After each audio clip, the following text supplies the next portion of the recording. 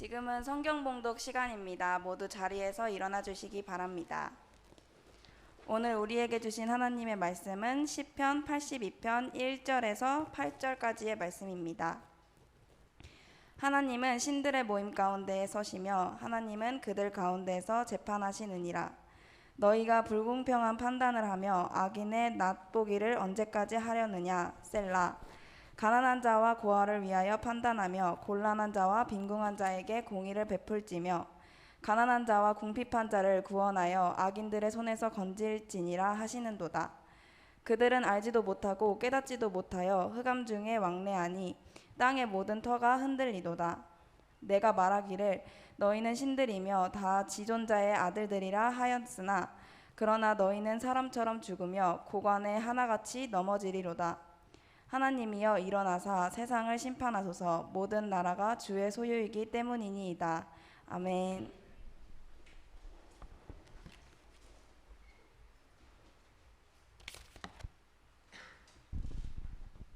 네, 여러분 너무 반갑습니다. 옆에 친구하고 이렇게 인사 나눠봅시다. 내일부터 힘내자. 옆에 친구 투닥거리면서 이제 시험 기간이라 그렇죠? 잠을 다 이렇게 좀 못 잔 얼굴인 것 같기는 한데 시험 기간 잘 준비하고 있죠, 여러분? 아니니? 네. 그래요. 시험 기간임에도 또 날씨가 오늘 왔는데 되게 덥더라고. 이렇게 비가 올 듯 말 듯. 제일 짜증나는 날씨인데도 예배에 기쁨으로 나온 여러분들을 정말 환영하고 축복합니다. 그 어느 순간보다 예배의 시간이 여러분들에게 좀 힘이 됐으면 좋겠어요. 그리고 기대로 가득 찼으면 좋겠습니다. 아멘. 아우 좋아요. 이 시간 함께 말씀 나눌 제목은 마지막 심판자라는 제목을 가지고 함께 말씀을 나눠보려고 합니다. 여러분 운동 경기를 할 때 진짜 중요한 존재가 누굴까요? 심판? 운동선수 아닌가요? 일단은 운동선수가 중요하지. 아무래도 운동선수가 없으면 심판도 없으니까 운동선수도 중요해요. 그래서 시합에 나가려면 그 선수의 컨디션을 한 달 전부터 막 이렇게 막 잘 봐준다고 하더라고요. 그래서 운동선수의 컨디션, 막 음식 먹는 것부터 해가지고 하나하나부터 다 신경 쓰거든요. 잠 자는 것, 주치의까지 붙여가지고 그 의사들 통해서 그 선수의 그런 완전한 컨디션 유지를 위해서 굉장히 노력을 해요. 근데 경기에서 이 선수들뿐만 아니라 중요한 존재가 바로 심판이라는 거죠. 만약에 경기를 할 때 선수만 있고 심판이 존재하지 않는다면은 어떻게 될까요? 복싱을 하는데 선수 둘만 있고 심판이 없어. 그럼 어떻게 될까요? 난리가 진짜 이건 시합이 아니라 진짜 개싸움이 날 수가 있죠. 그렇죠? 복싱을 할 때 제일 쓰면 안 되는 부위가 어디냐면은 팔꿈치거든요. 그런데 이거를 주먹으로 치는 척하면서 팔로 푹 쳐도 모르는 거야, 그렇죠? 그러니까 나중에는 정말 이게 말도 안 되는 시합으로 번질 수가 있겠죠. 축구할 때도 마찬가지고 배구할 때도 마찬가지고 어떤 게임이건 심판이 꼭 존재해야 돼요. 만약에 심판이 없다면은 누가 이기게 될까요? 목소리 큰 사람이 이기겠지. 그렇지? 여러분들 동네 축구할 때 흔히 안 경험해봤어요? 동네 축구에는 심판이 없잖아, 그렇죠? 심판 잘 안 세우잖아. 그러니까 어떻게 돼? 우겨. 그 다음부터 막 파울이 아니라고 하면서 막 파울이라고 아니라고 누가 이겨? 그럼 결국은 목소리 큰 사람이 이기는 거예요, 결국은. 그러니까 어떻게 그러면은 이제 막 난리가 나는 거지. 막 알게 모르게 반칙도 하고 몸도 밀치고 막 다리 걸고 하면서 모르는 척 시침이 뚝 대고 있고. 그러니까 어떻게 정말 이제 이게 게임인 건지 몸싸움을 하는 건지 이제 구분이 안 가는 경우가 생겨요. 이 심판이 존재하는 이유가 뭐냐면요, 최대한 공정한 게임을 진행하기 위해서 존재하는 거거든요. 그래서 심판이 있기 때문에 경기가 경기다워질 수 있고 공평해질 수가 있는 거예요.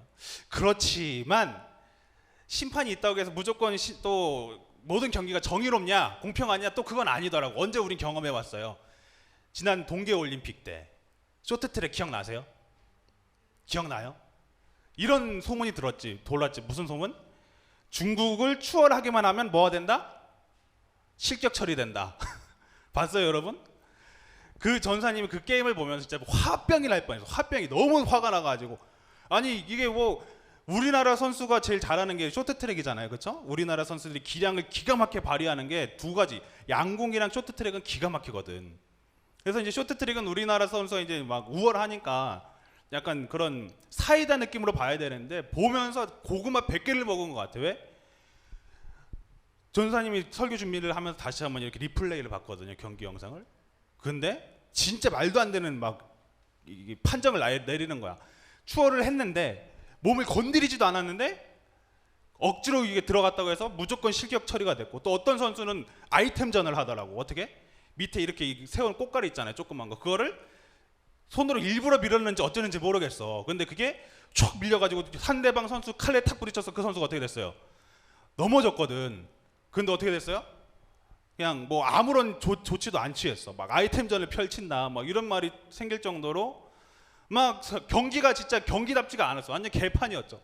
또 한 번은 어떤 선수는 다른 나라 선수였는데 막 끝에 가서 중국 선수가 어떻게 했어요? 사진이 찍혔어. 어떻게 찍혔어? 이렇게 밀치는 모습이 찍혔거든. 결승전 요 앞에 있는데 그 중국 선수가 추월하면서 이렇게 밀어버렸단 말이야. 그런데 어떻게 됐어? 누가 실격된 줄 아세요? 그 상대 선수가 실격이 되고 중국 선수가 올라갔어. 그걸 보면서 다들 막 세계가 격분을 했지. 야, 이게 도대체 심판이 눈을 어디다 두고 있는 거냐 하면서 전사님 그거 보면서 진짜 와, 진짜 이런 소문이 있어. 중국했다. 중국이 결국 중국했다. 이런 막 이야기가 나올 정도로 완전 진짜 말도 안 되는 그런 경기를 펼쳤었어요. 심판이 정의롭고 공정한 것을 위해서 존재하지만 심판이 있다고 해서 또 무조건 공의롭고 정의롭지 못한 것이 우리들의 세상입니다. 그게 사실이에요. 간혹 드라마를 보면 단골로 등장하는 씬 중에 하나가 있어요. 뭐냐면은 학교가 배경인데 친구하고 시비가 붙어서 싸웠어. 그래서 이제 부모님 소환을 당했는데 이제 부모님 친구를 불렀는데 부모님 친구가 왔는데 갑자기 선생님들이 굽신굽신하기 시작하는 거야. 알고 봤더니 누구야? 이사장 이제 아들인 거지. 그 순간 어떻게 되기 시작해? 분명히 내가 잘못한 게 아닌데 상대방이 더 잘못했는데 그 순간 선생님이 돌변해서 어떻게? 야 임마 빨리 죄송하다고 해 하면서 막 그 순간부터 막 다 어떻게 모든 비난이 누구에게 쏟아져? 나한테 쏟아지지. 그리고 어떻게? 엄마도 그딴 막 부모님도 와가지고 죄송하다고 하고 막 그부터 이제 주인공이 그때부터 어떻게? 변신 막 이렇게 막 각성을 하잖아. 내가 이때를 진짜 이 치욕을 잊지 않으리라 하면서 막 흔히 등장하는 신이잖아요. 우리는 정의로운 세상을 꿈꾸지만 우리가 살아가는 세상이 사실은 그렇지 못할 때가 많습니다. 돈이 없어서 억울하고 원망스러운 일을 당할 때도 너무 많아요. 사실은 이제는 뭐 돈이 의로운 거의 기준이 돼버렸죠. 돈이면 다 되는 세상. 그러면서 이제 문득 이런 생각이 들 때가 있어요. 너무 억울한 일을 당하면 도대체 하나님은 뭐 하시나? 세상이 이꼴하지는 않는데 하나님 도대체 뭐 하시냐? 하면서 하나님에 대해서 막 원망하고 심지어 하나님의 존재에 대해서도 의심을 하는 경우가 생겨요. 하나님이 계신다면 세상이 왜 이꼴아지로 돌아가느냐? 오늘 말씀 속에서 시편의 저자는 그런 정의롭지 못한 이들을 심판하는 분이 바로 하나님이시다라고 고백을 하고 있어요. 시편 82편 1절 다 같이 한번 봉독합니다. 시작. 하나님은 신들의 모임 가운데 서시며 하나님은 그들 가운데서 재판하시느니라. 하나님이 신들의 모임 가운데 계시고 그 가운데서 재판하신다라고 이야기를 해요. 이 시를 누가 졌냐면 아삽이라는 사람이 졌어요. 아삽이 누구냐? 아삽은 다윗과 같이 한 시대를 지냈던 사람이 다윗 밑에서 있던 찬양대 대장이었어요.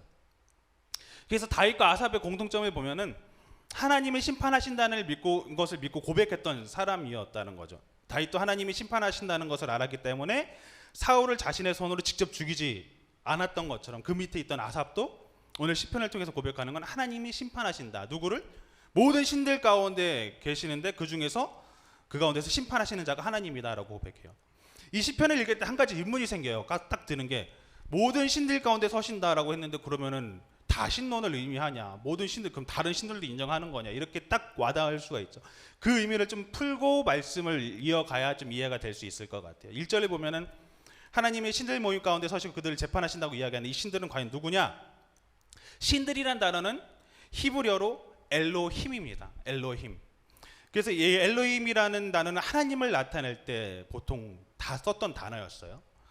근데 이 엘로힘이라는 칭호가 단지 하나님만 이야기하는 것이 아니라 재판관을 뜻하는 단어로도 썼던 단어였어요. 어디였냐면 출애굽기 21장 보면은 재판관으로 번역되어 있습니다. 출애굽기 21장 6절 볼게요. 상전이 그를 데리고 재판장에게로 갈 것이요 또 그를 문이나 문설주 앞으로 데려가서 그것에다가 송곳으로 그 귀를 뚫을 것이라. 그가 영영이 그의 상전을 섬길 것이라. 이렇게 말씀을 하고 있어요. 그래서 여기서 보면 이 재판장이라는 단어가 엘로힘이라고 썼는데 그걸 번역을 뭘로 했죠?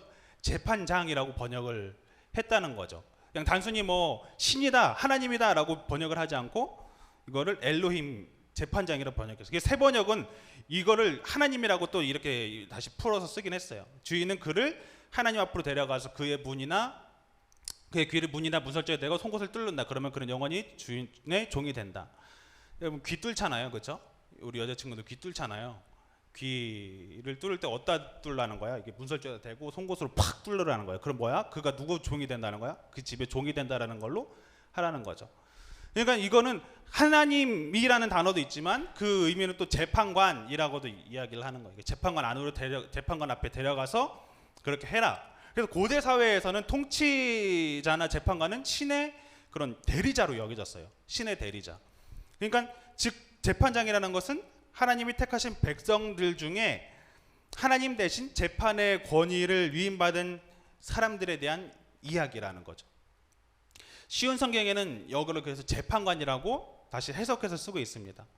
하나님께서 하늘의 모임에서 회의를 진행하십니다. 하나님께서 재판관들에게 말씀하십니다. 라고 쉬운 성경은 다시 이렇게 좀 번역을 해놨어요. 그러니까 단순히 어떤 그런 신들을 이야기하는 게 아니라 뭘 이야기한다고요? 재판관들, 그렇죠? 어떤 재판을 진행하는 재판관들을 이야기해요. 지금 재판관들이 단순히 심판이나 판사를 이야기하느냐, 판사들에 대해서만 이야기하느냐? 요한복음을 보면 또 단순히 판사만을 이야기하고 있지는 않아요. 요한복음에서 예수님께서 이렇게 말씀하십니다. 다 같이 한번 읽어볼게요. 10장 33절에 35절 시작. 예수님께서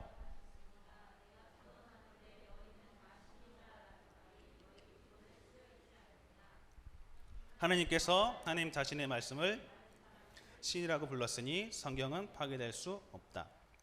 예수님께서 이 시편 82편을 가지고 말씀을 하시는 거거든요. 내가 선언하는데 너희는 다 신이다라고 기록이 되지 않냐. 근데 그 신에 대한 정의를 뭐라고 이야기하죠? 다시 한번 띄워주세요. 하나님께서 자신의 말씀을 받은 사람들을 신이나 불렀다. 그러니까 이 말씀은 파괴될 수가 없다. 신이라고 불렀던 사람이 누구라고요? 말씀을 받은 사람들. 신이라고 이야기를 하는데 재판관들이죠. 재판관들. 여기서 재판관들이 누구냐? 하나님의 말씀을 받은 자들. 이렇게 이야기하고 있어요. 자신의 말을 하나님의 말씀을 받은 사람이 곧 재판관이에요. 그럼 지금 시대의 재판관들은 누구라고 이야기할 수 있냐면은 하나님의 말씀을 받은 자들, 하나님의 말씀을 받은 자들이 재판관이다라는 의미죠. 그러니까 우리들이 곧 그 재판관이 된다라는 거예요. 자, 하나님 말씀 받은 자들이 재판관인데 그럼 재판관들이 뭘 해야 되느냐는 시편 82장 3절에서 4절 말씀에 이렇게 기록이 되어 있습니다. 뭘 해야 되는지 다 같이 읽어볼게요. 시작. 약한 자와 고아들을 보살펴주고 가난한 자와 고통받는 자의 권리를 찾아주어라.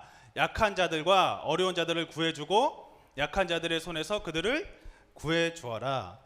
하나님의 말씀을 받은 이들이 해야 되는 것이 뭐냐면 약한 자들을 지켜주고 보호한다는 거예요. 고통받는 자들을 지켜줘야 된다는 거죠.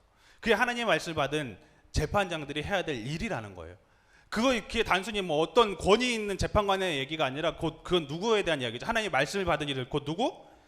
여러분들에 대한 이야기인 거예요. 우리들이 뭘 해야 된다고요? 약한 자들의 편에 서고 가난한 자들을 위해서 힘써야 된다는 거죠. 어떤 부자 목사님이 길을 걸어가고 있었어요. 근데 이 부자는 하나님의 존재에 대해서 막 부인을 하는 사람이었어요. 그래서 하나님이 어디 있는지 막 논쟁을 하는 거예요. 그러다가 마침 막 추운 겨울이었는데 길 옆에 보니까 거린이 막 구걸을 하고 있는 걸 본 거예요. 그러니까 부자가 그걸 보면서 이거 봐라. 하나님이 계시면은 저런 사람들이 왜 여기 있는 거냐. 하나님이 계시면은 저런 사람한테 음식 같은 거 딱 내려주고 좀 먹여줘야 되는 거 아니냐. 지금 버들버들 떨면서 좀 있으면 얼어 죽을 수도 있는데 지금 뭐 하시는 거냐 하나님은. 이런 거죠. 그러자 목사님이 이렇게 이야기한 거예요. 그 부자를 딱 바라보면서 그래서 하나님은 그들을 돌보라고 당신을 보내신 겁니다. 라고 이야기한 거죠. 하나님께서는 이 세상을 통치하시는데 모든 걸 다 관할하시지만 인간들을 통해서 의를 행하고 인간들을 통해서 공의를 베푸는 것들을 하나님께서는 이렇게 그 사회를 만드셨다는 거예요. 하나님은 약자와 가난한 자를 보호하기 위해서 하나님의 백성을 세우시고 그들을 돌보게 하셨다는 거죠. 단순히 하나님의 손안에만 맡긴 것이 아니라 나를 통해서 또 여러분들을 통해서 그런 자들이 보호받고 그런 사람들이 살아갈 수 있게끔 만드셨다는 거예요. 근데 과연 우리는 어떤 모습으로 지낼까요? 과연 그렇게 지내고 있을까요? 시편 82편 2절에 이렇게 말씀합니다. 너희가 언제까지 약한 자들의 변호해주고 못된 자들의 편에 들려느냐? 야, 너희들 약한 자들의 편에 서야 되는데 오히려 악한 자들을 변호해주고 못된 자들의 편에 섰다는 거예요. 하나님의 말씀을 들은 그런 재판관들이 의롭지 못한 것을 이야기하죠. 그래서 이사야 선지자는 하나님의 심판을 피하지 못했던 그 시대의 모습을 이렇게 이야기합니다. 이사야서 5장 23절 그리고 29장 21절 이렇게 말씀하세요. 그들은 뇌물로 말미암아 악인을 의롭다 하고 의인에게서 그 공의를 빼앗는도다. 그들은 송사로 사람들에게 죄를 씌우고 성문에서 판단하는 자를 올무로 잡듯이 하며 헛된 일로 의인을 억울하게 한다. 하나님의 사람들이, 하나님의 재판관들이 어떻게 해요? 완전 변질이 돼버린 거예요. 그래서 막 오히려 불의한 자들 편에 서고 막 퇴색이 되기 시작한 거죠. 하나님의 사람으로서 하나님답게 살아간다는 것은 가난한 자를 돌보고 그렇게 살아가야 돼요. 그래서 예수님께서 말씀하시잖아요. 어떻게 살아가야 됩니까? 예수님 이렇게 물으니까 내 이웃을 사랑하고 내 하나님을 사랑하라 이렇게 말씀하시잖아요. 하나님을 사랑하고 그리고 내 이웃을 사랑하는 것이 하나님의 사람으로서 살아가야 될 마땅한 도리인데 그렇게 살지 못했다는 거죠. 하나님께서는 약한 자를 돕고 이로운 세상을 만들려고 하나님의 사람들을 세웠지만 오히려 약자들을 괴롭히고 돈에 의해 의롭지 못하는 판결을 하는 이들을 책망하셨다는 거예요. 세상의 재판관들이 정의롭지 못한 판단을 할 경우가 있습니다. 힘 있고 돈 있는 사람들의 편에 서서 세상의 약한 자들을 억울하게 만드는 일들이 있다는 거죠. 그게 우리가 사는 세상이에요. 이런 말도 있잖아요. 유전무죄, 무전유죄. 전사님은 그 외침이 진짜 너무 막 가슴을 울렸어요. 그래, 우리가 사는 세상이 딱 그래요. 돈 있는 사람은 죄가 없다고 하고 돈 없는 사람이 죄를 뒤집어 쓰는 세상. 오히려 돈이 있으면 모든 것이 다 용서되는 이 세상 속에서 이 정의롭지 못하는 시대 속에서 시편 기자는 이렇게 고백을 하고 있어요. 시편 82편 6절에서 8절 쉬운 성경으로 다 같이 한번 봉독할게요. 시작. 내 말을 들어라. 너희는 신들이며 지극히 높은 분의 아들들이라 라고 하였으나 너희는 보통 사람들처럼 똑같이 죽을 것이다. 여느 지도자와 다를 바 없이 죽게 될 것이다. 오 하나님 일어나소서 이 땅을 심판하소서. 이는 모든 나라가 다 주의 것이기 때문입니다.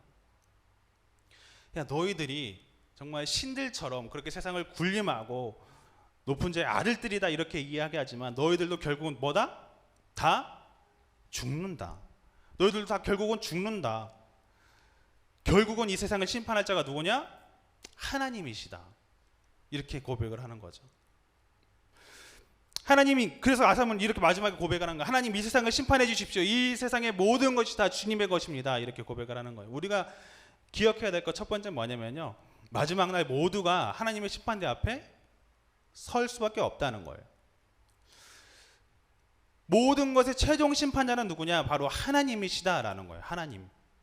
우리가 뭐 정의롭게 이야기해서 심판을 하고 그걸로 인해서 막 정의로운 세상을 만들려고 하고 하지만 결국은 그조차도 심판하시는 분은 누구냐? 하나님이시다라는 거예요. 재판장을 심판하시는 분이 바로 하나님이시다라는 거예요. 재판장의 재판장.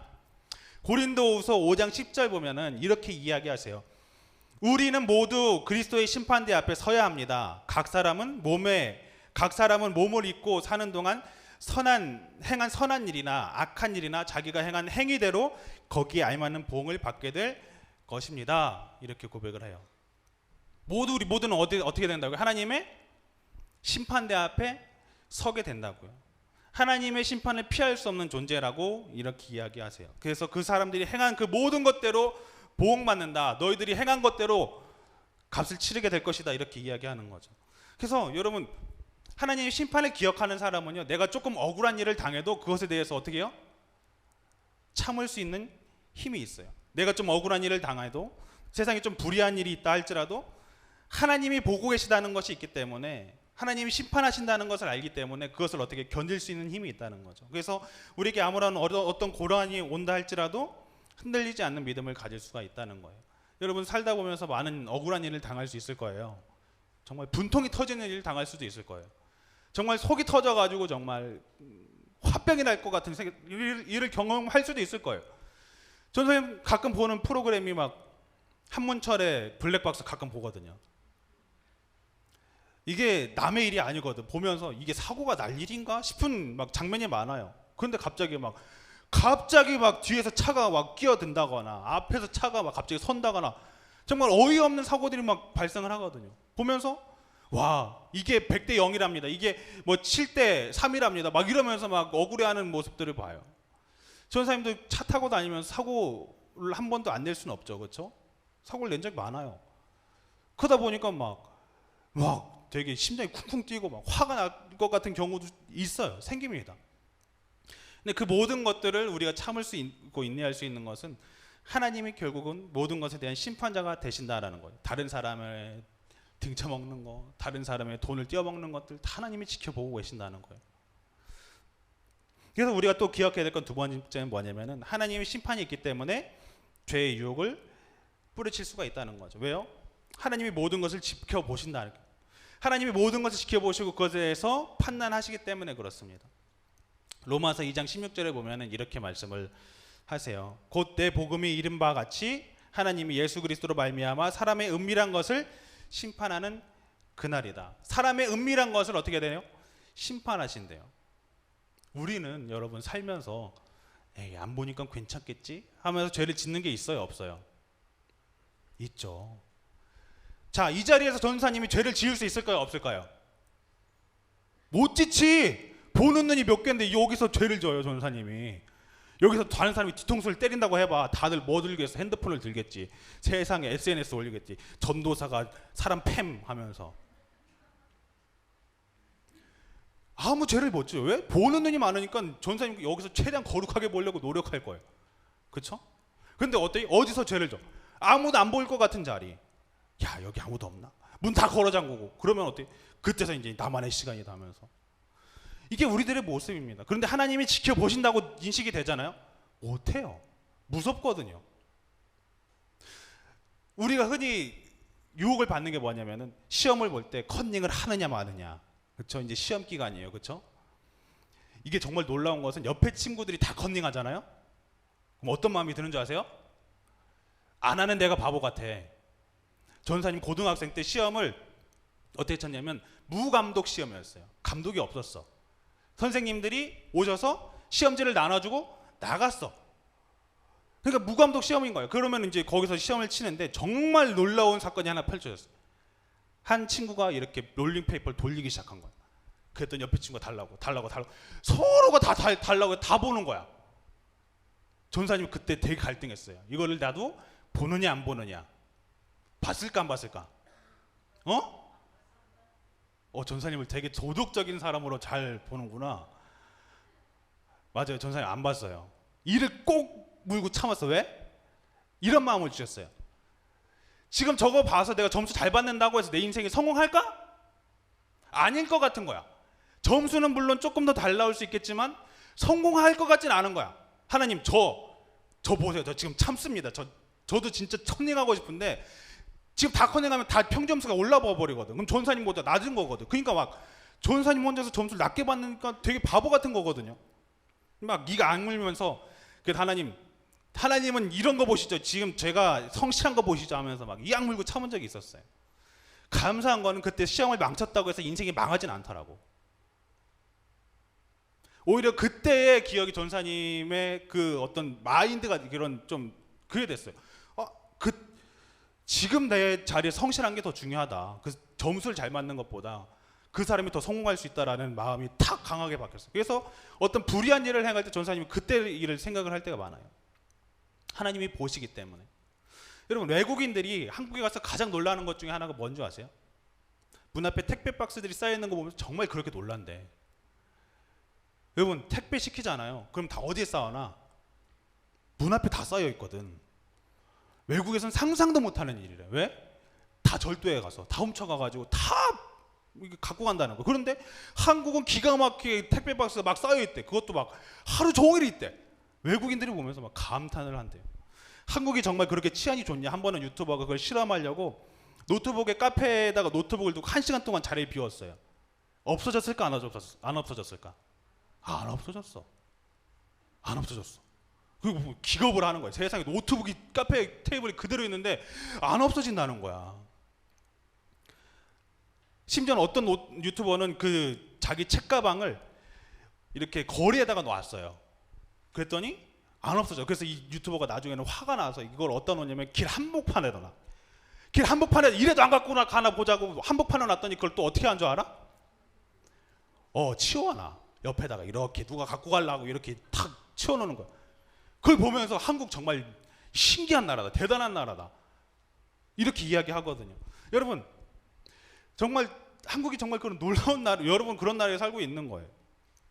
카페에서 그런 노트북이 딱 올라가 있잖아요. 그럼 어떻게 되는 줄 아세요? 옆에 있는 사람이 괜히 신경 써요. 왜? 다른 사람이 갖고 가는 거 아니면 실끔실끔 쳐다봐. 괜히 건들리려고 그 주위를 어슬렁거리는 사람 보면 어떻게 저 사람 갖고 가는 거야? 아니야 하면서 이렇게 막 옆 사람이 또 경계를 하면서 보거든. 서로가 서로를 막 경계하면서 보니까 못 갖고 가 이거를. 왜? 서로가 감독자가 돼가지고 이걸 갖고 갔다가는 이거 분명히 이게 잡히거든. 여러분 한국이 그렇게 치안이 좋은 나라가 될 수 있었던 건 뭐예요? 우리나라가 넓은 편이 아니거든요. 되게 좁은 나라거든요. 땅덩이 좁고 하는데 뭐가 많아요? CCTV가 기가 막히게 많아. 그리고 보는 놈들이 많아. 그러니까 어떻게? 범죄하고 싶어도 일단 다 찍혀. 다 찍혀. 여러분 교회도 CCTV가 굉장히 많습니다. 조심해야 돼요.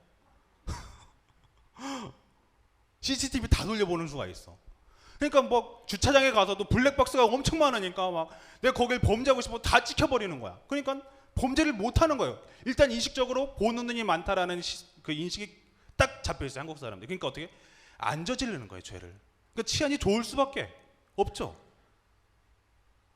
어떤 한국 사람들이 대단해서가 아니라 그런 시스템이 잘 갖춰져 있다는 거예요.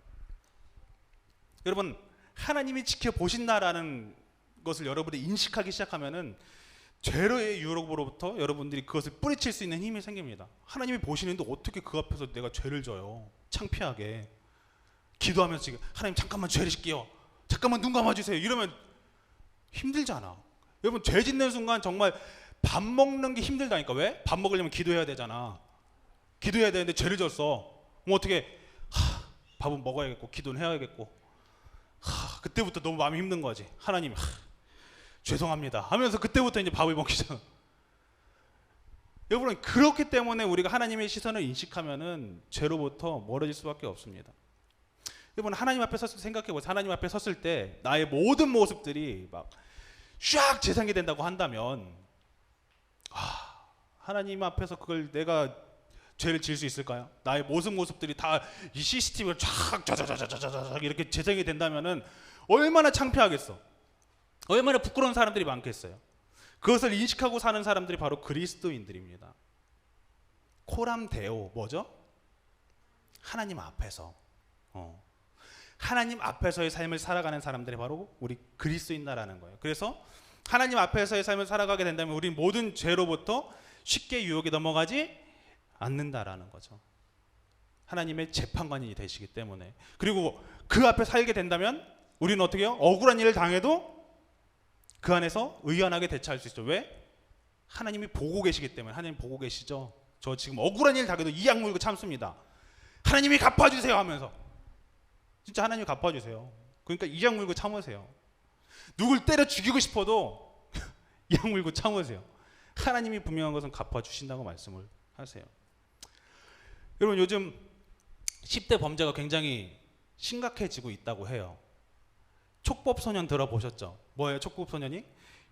형사법령에 저촉된 행위를 한 10대 이상 그리고 14세 미만의 미성년자를 이야기를 해요. 어떤 형사처벌을 받아야 될 사람인데 뭐 하는 거예요? 이 사람은 미성년자다 해서 형사처벌을 하지 않는 대상을 이야기하는 거예요. 그런데 놀라운 것은 범죄율이 이 촉법소년 10대 이상 14세 미만의 아이들에게서 엄청나게 일어난다는 거예요. 한번 뉴스를 봤는데 어떤 사람인 줄 알았어요.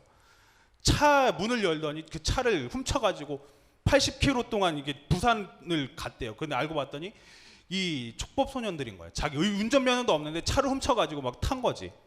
그러면서 나중에 뭐라고 했냐면 저 촉법소년인데요, 저 10대인데요 하면서 잡아가려면 잡아가 보시던가 이런 거지. 근데 알고 봤더니 이 친구들이 생일이 지난 거야. 4명이 그랬는데 3명이 생일이 지난 거야. 3명이 그래서 어떻게 됐어? 철컹철컹했어. 뉴스에 한번 떴어요.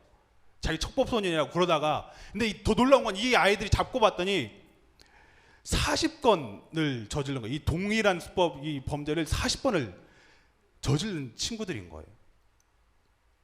이런 엄청난 일들이 지금 대한민국에서 일어나고 있어요.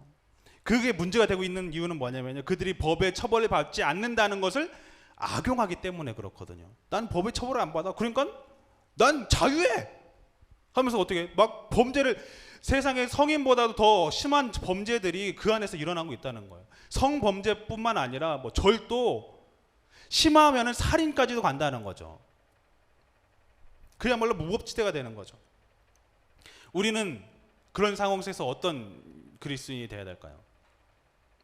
하나님의 법을 기억하지 않을 때 그런 촉법소년들이 생겨난다니까요. 하나님의 심판을 기억하지 않을 때 그런 촉법소년들이 생겨난다니까요.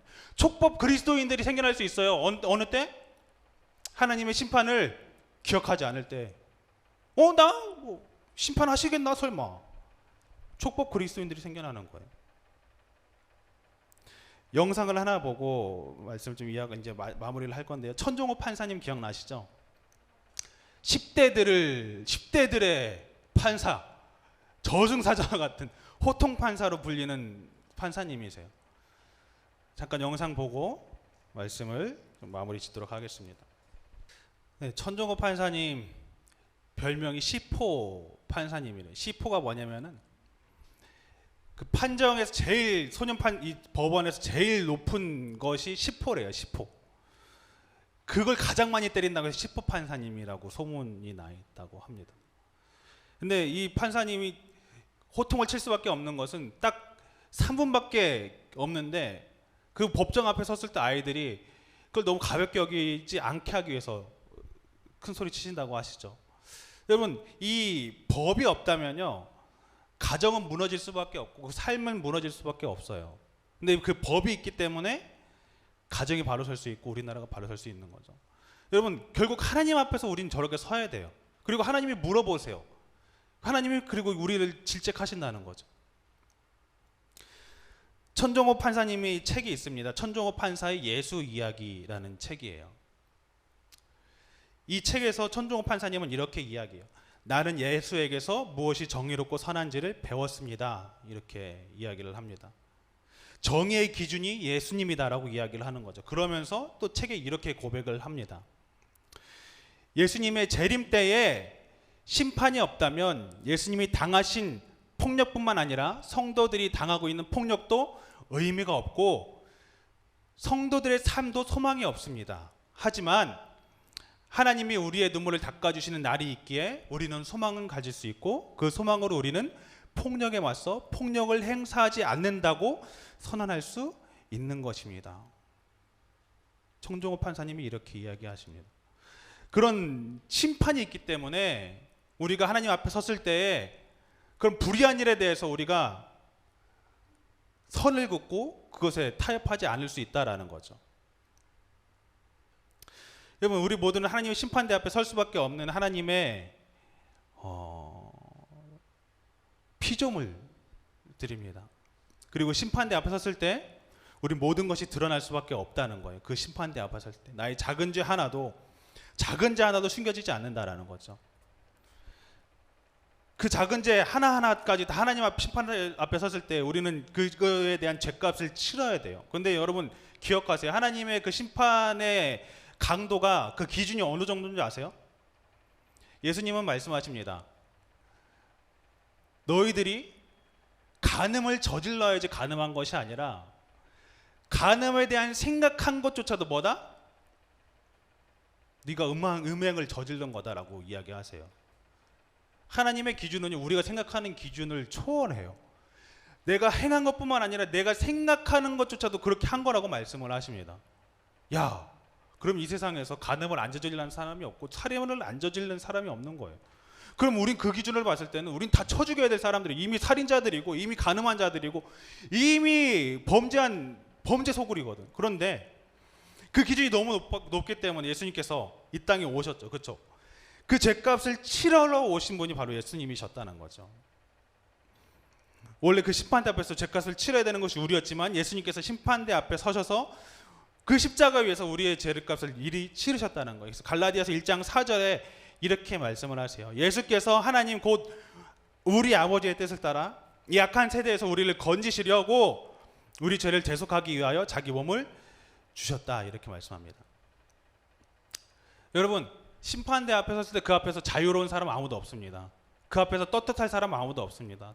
다 누군가는 죄인이고 다 누군가에게 범죄한 사람들이. 그런데 그 안에서 자유로울 수 있던 사람 누구죠? 예수 그리스도로 의롭다함을 받은 사람. 내가 원래 죽었어야 되는데, 내가 죽어야 되는데, 그 재판장 앞에서 내가 죽어야 되는데 나를 대신해서 모든 죄를 짊어지고 돌아가신 예수님을 믿음으로 고백하는 사람들이 그 앞에서 의롭다함을 받는다. 이렇게 말씀하는 거죠. 여러분이 그 하나님의 공의의 심판을 좀 기억하실 수 있었으면 좋겠습니다. 아멘. 그리고 공의의 심판을 피할 수 있는 방법을 모르는 이들에게 전할 수 있었으면 좋겠어요. 이 시간 함께 찬양하고 함께 꼭 기도하며 나아가도록 합니다. 여러분, 우리가 하나님의 사랑의 하나님에 대해서는 고백을 하지만 심판의 하나님에 대해서는 좀 잊고 살 때가 많아요. 그런데 하나님은요, 칼 같으신 분이거든요.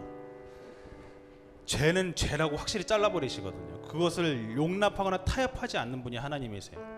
작은 죄 하나라도 들어왔을 때 하나님께서는 그것을 잘라버리시는 분이시거든요. 그 안에서 우리가 어떻게 자유로울 수 있을까요? 결국은 예수님밖에 없습니다. 그리고 우리가 그 예수님의 심판, 마지막 날에 이루어질 그 심판을 기억할 때에 우리가 오늘 하루를 살아도 의롭게 살려고 노력할 수 있다는 거죠. 하나님의 그 시선을 의식할 때에. 찬양을 통해서 함께 예수님 자신이 바로 하나님의 공의이십니다. 주님의 나라를 위해서 주님의 통치를 인정하며 살아갈 수 있는 주님의 자녀들이 저희들 되게 하여 주시고, 또 주님의 나라를 위해서 의롭게 살아가는 재판관의 삶을 저희들이 살아가게 하여 주시옵소서. 찬양을 통해서 함께 고백하며 나가도록 합니다. 예수 하나님의 공의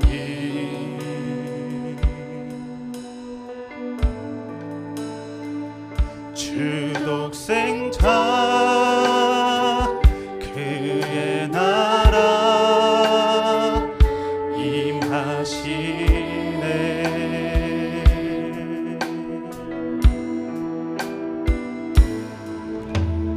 예수 제물이 되신 주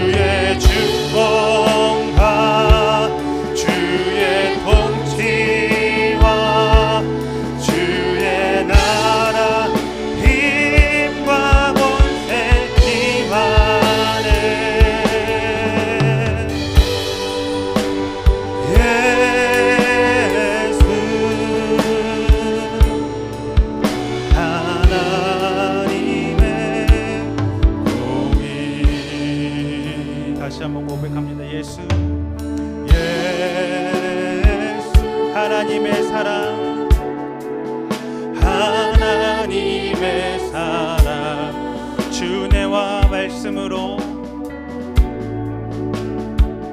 주내와 말씀으로 나타났네. 예수 거룩한 하나님, 예수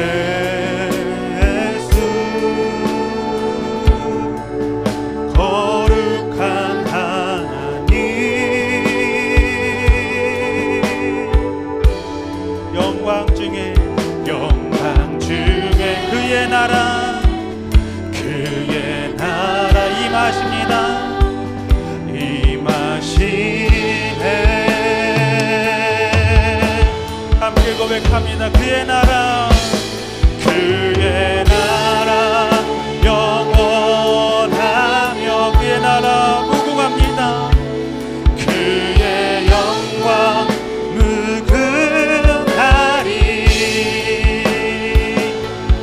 왕의 위엄과 능력이 이제 임하였으니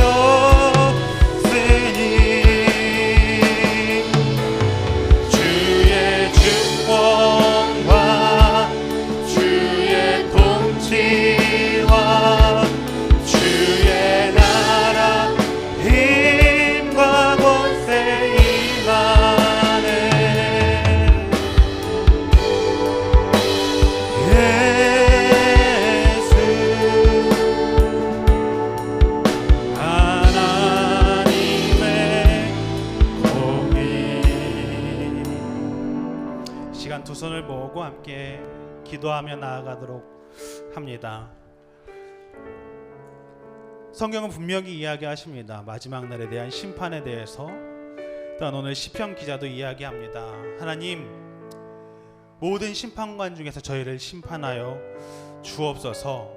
이렇게 이야기합니다. 여러분, 우리가 억울한 일을 당하고 이 세상을 살면서 정말 불의한 일을 경험할 수도 있습니다. 하지만 그 가운데서 우리가 소망을 품을 수 있는 것은 참된 심판자는 예수님이시기 때문에 그렇습니다.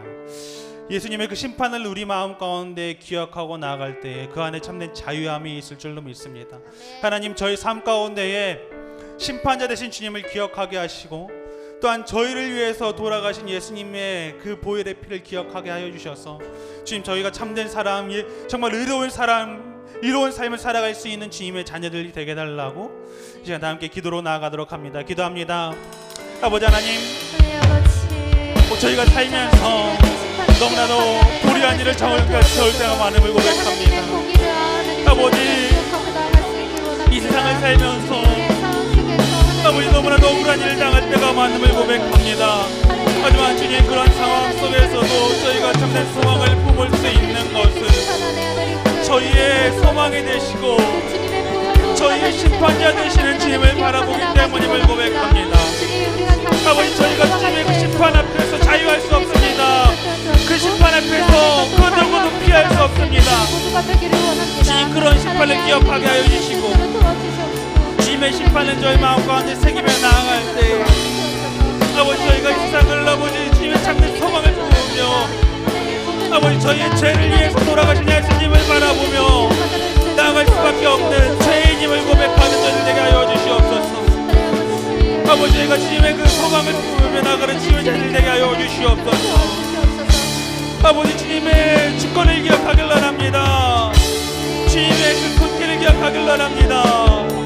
아버지, 주님의 나라를 바라보며 나아가는 저희들 되게 하여 주시고 그 가운데 참된 자유함을 얻을 수 있도록 성령님 은혜를 더하여 주시옵소서. 성령님, 그 가운데 참된 자유함 있게 하여 주시옵소서. 주님께서 보시는 그 능력을 다시 한번 저희가 힘입어 나아가는 저희들 될 수 있도록 오 주님 함께 하여 주시옵소서. 그런 주님을 바라보며 나아갑니다. 오늘도 한 걸음 한 걸음 나가는 저희들 될 수 있도록 주여 은혜를 더하여 주시고 함께 하여 주시옵소서. 이 시간 다시 한번 마지막으로 함께 좀 기도할 것은, 여러분, 그 심판 앞에서 자유할 사람은 아무도 없습니다. 모두가 다 죄인이고, 그렇기 때문에 그 심판이 너무나도 두려운 겁니다. 하지만 그 안에서 자유함을 누리게 하시는 분은 예수 그리스도의 피밖에 없음을 저희가 고백하길 원합니다. 예수님의 그 보혈의 피를 의지하지 못하는 많은 사람들이 있습니다. 그 사람들을 위해서 함께 좀 기도하며 나아가길 원합니다. 예수님의 보혈의 피를 모르는, 심지어 그 사람이 나를 핍박하는 자라 할지라도 그들을 위해서 좀 기도했으면 좋겠어요. 하나님, 내 원수를 사랑하라고 말씀하셨는데 주님, 그들이 예수님을 모릅니다. 그들이 예수님을 알게 하여 주시옵소서. 그들의 삶이 얼마나 죄덩어리인지를, 그들의 삶을 다시 한번 조명하게 하여 주시고, 예수 그리스도를 통해서 그들이 씻음 받아서 정말 깨끗한 삶을 살아갈 수 있는 주님의 자녀들이 되게 해달라고, 나의 가족들을 위해서, 또한 생각나는 나의 친구들을 위해서 함께 마음 품고 기도하며 나아가길 원합니다. 함께 소리를 내면서 기도하며 나아가겠습니다. 기도합니다. 아버지 하나님, 이 시간 저희들이 주님을 모르는 저희 가족들을 위해서, 또한 나의 친구들을 위해서 기도합니다. 주님, 그들이 주님을 알게 하여 주시옵소서. 예수 그리스도를 그 마음 가운데 품게 하여 주시옵소서. 나를 핍박하는 자들이 주님을 모르고 있습니까? 주님, 그들이 주님을 알게 하여 주시옵소서. 아버지, 나를 억울하게 하는 이들이 주님을 모릅니까? 주님, 그들이 주님을 알게 하여 주시옵소서. 주님, 예수 그리스도를 믿음으로 그들의 삶이 편안하게 하여 주시고, 그들의 삶이 주님의 기쁨이 되는 삶이 될 수 있도록 성령님 은혜를 더하여 주시옵소서. 주님, 저희 가족들이 주님을 모르는 가족들이 있습니다. 주님의 심판을 피하지 못할 이들이 있습니까? 주님, 그들이 주님을 알게 하여 주시고, 예수 그리스도의 피로 힘입어 그 가운데 참된 자유함을 얻을 수 있도록 성령님 은혜를 더하여 주시옵소서. 주님, 그 가운데 참된 은혜를 경험할 수 있는 아버지, 주님의 자녀를 낼 수 있도록, 지체를 낼 수 있도록 주님께 함께하여 주시고 붙들어 주시옵소서. 주님, 오늘 말씀을 통해서 결국은 모든 것의 심판자 되시는 분인 하나님 한 분뿐임을 고백했습니다. 주님, 저희는 그 심판을 모두가 받아야 될 존재들이고, 그 심판 앞에서 죄 없다 말할 의인은 아무도 없음을 고백합니다. 하지만 주님, 그 안에서 저희가 자유로울 수 있는 것은 나의 죄를 대신해서 돌아가신 예수님 한 분뿐임을 고백합니다. 주님, 그 예수님을 모르는 이들이 이 세상에 너무나도 많습니다. 주님, 그들이 모두가 주님을 알게 하게 하시고, 정말 그들의 삶이 변화되어서 주님을 영접하는 삶, 주님을 따라 살아가는 주님의 자녀된 삶을 살아가는 주님의 지체들 되게 하여 주시옵소서. 세상의 심판자 되시는 주님, 그런 주님을 저희가 오늘도 바라보기 때문에 오늘 하루를 살더라도 코람되어 주님 앞에서 살아갑니다. 주님, 죄의 유혹으로부터 저희를 지켜주시고, 주님, 그 안에서 참된 평안이 있을 수 있도록, 참된 자유함이 있을 수 있도록 주님, 오늘 하루도 은혜를 더하여 주시옵소서. 주님, 곧 있으면 우리 아이들 시험 기간입니다. 주님, 그간에 주님께서 은혜를 더하여 주시고 힘을 더하여 주셔서 지혜를 더하여 주셔서 시험 기간 가운데 어려움 없도록 성령님 함께하여 주시고, 이번 한 주간이 또한 주님 앞에 기쁨이 되는 주님의 또한 자녀된 삶을 살아가는 한 주 될 수 있도록 함께하여 주시옵소서. 감사드리며 예수님의 이름으로 기도드렸습니다. 아멘. 예수님이 가르쳐 주신 기도로 예배 마칩니다. 하늘에 계신 우리 아버지여,